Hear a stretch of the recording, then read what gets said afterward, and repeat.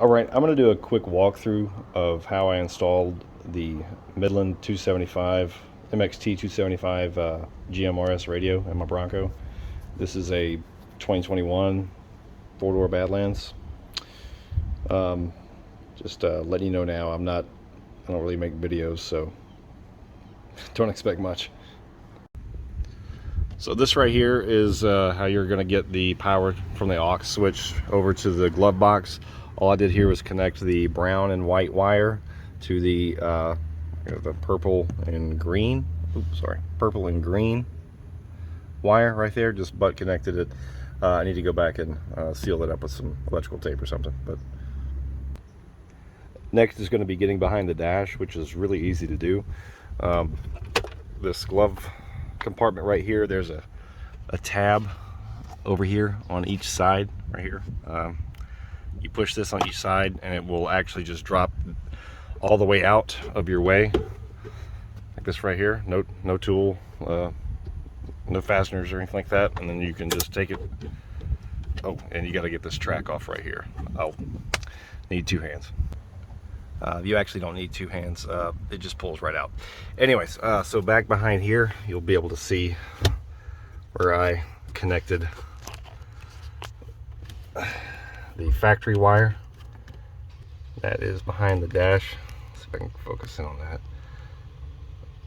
To the wire to the Midland radio, which this is the red wire that was connected to the cigarette lighter adapter, which I cut off, and then I just sent the ground wire up there and tapped into the metal frame of the dash.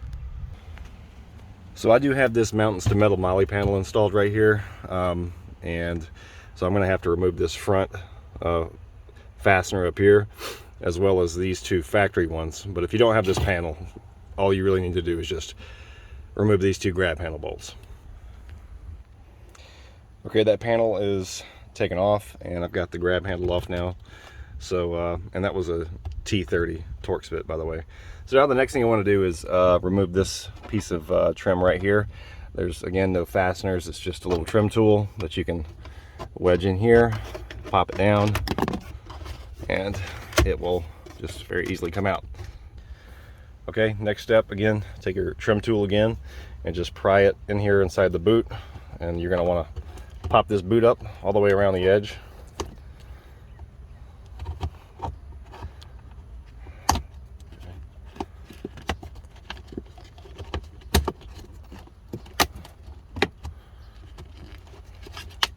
I'll use my second hand. Okay, the boot's up. So next is going to be removing this whole top trim panel right here. Don't try to stick this underneath the edge. It's not really meant for that. Best thing to do is just get a good grip right here, and it'll actually just pull straight up like that.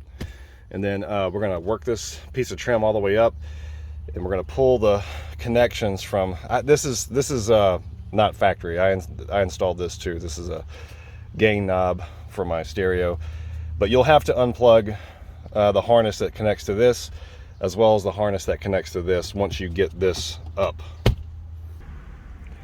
Okay, so now that I got the top trim panel out, you can kind of see the general mount location down here. I'm going to get down there in a second and get a little more detail with the radio moved, so you can see how the bracket's actually installed.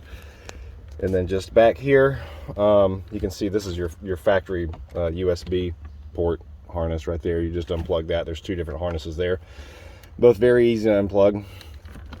And then down here you can see where I cut a hole to install that Cat 5e jack, which just slid right through. So that is that little guy right there. So this is what I was referring to about the drilling a hole through the middle of the Midland bracket. I pulled this fastener out of what looks to be just the transmission cable pass through down here. So this was a factory bolt I pulled up, and then I drilled out this bracket right here, which had a hole in the middle already. I drilled it out to fit this fastener, and then I ran it back through into the factory location. And it, at an angle right there, it just kind of works perfect for the radio location. It's not in the way. It fits there nice and secure, doesn't hit anything, doesn't rattle. And then from the back side here, the only thing I had to do was I connected that coax cable, ran it up under the dash. I doubt you'll be able to see much, but you can see more than I thought you could. So this cable ran right up through here. Let me get a flashlight. All right, and so that cable, you can see it running over here and then all the way back to that grommet right there where I passed it through the firewall.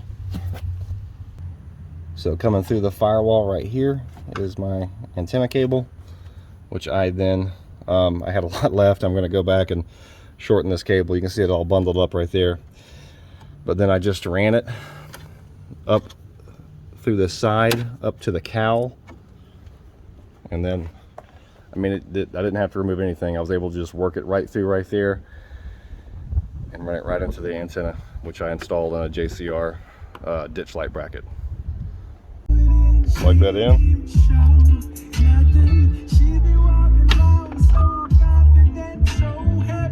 Ready to go.